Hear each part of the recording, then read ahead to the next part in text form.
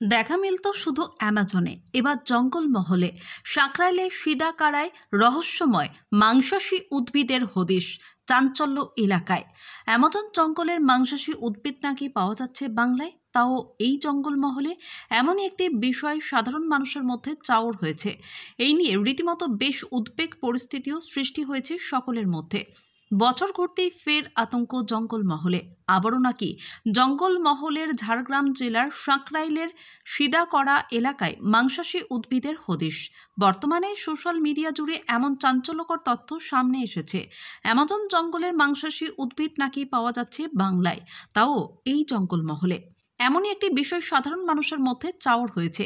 এই নিয়ে রীতিমতো বেশ উদ্বেগ পরিস্থিতিও সৃষ্টি হয়েছে সকলের মধ্যে। গত বছর বাঁকুড়া, পশ্চিম মেদিনীপুরের মেদিনীপুর সংলগ্ন জঙ্গলের পর এবার সাঁকরাইলের সিদাকরা গ্রামের জঙ্গল লাগোয়া এলাকায় মিলেছে এই মাংসাশী উদ্ভিদের হদিশ। সামান্য ছোট লাল কমলা বর্ণের এই উদ্ভিদ মূলত পাথুরে জলা জায়গায় এই ছোট উদ্ভিদটি জন্মায়, যার উজ্জ্বল রং পোকামাকড়দের বেশ আকৃষ্ট করে। দেখতে বেশ অসাধারণ। বিশেষ এই উদ্ভিদের একাধিক প্রজাতি রয়েছে বলে মনে করেন উদ্ভিদ বিশেষজ্ঞরা। উদ্ভিদ বিশেষজ্ঞদের মতে এই উদ্ভিদকে মাংসাশী বললে বেশ ভুল বলা হবে।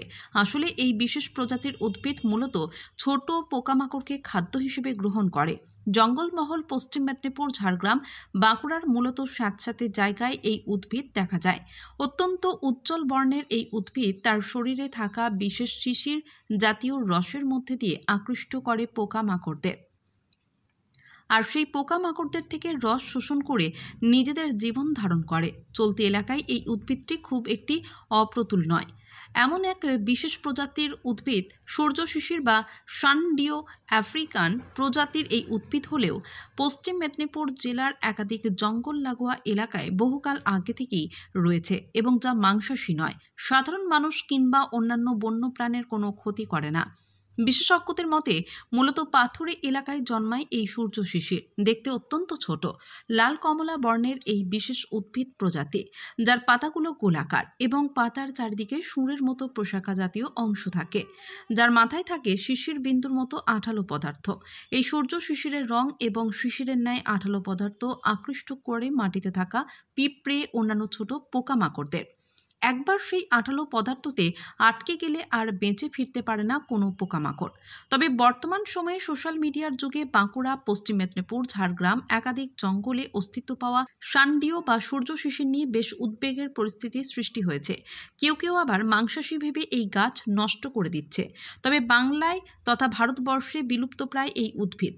মাংসাশী উদ্ভিদ শুধুমাত্র পোকামাকড় থেকে প্রয়োজনীয় প্রোটিন সংগ্রহের জন্য তাদের ধরে বলে মাংসাশী উদ্ভিদ হিসেবে আখ্যায়িত করা হয়, তবে তেমন কোনো প্রাণীর ক্ষতি করে না।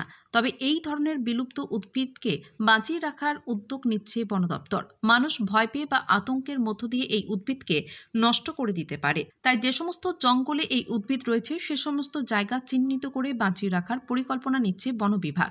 স্বাভাবিকভাবে সূর্য শিশিরের অস্তিত্ব বহুকাল আগে থেকেই রয়েছে। এই বিষয় নিয়ে ভয় না পাওয়ার আহ্বান জানিয়েছে বন বিভাগ।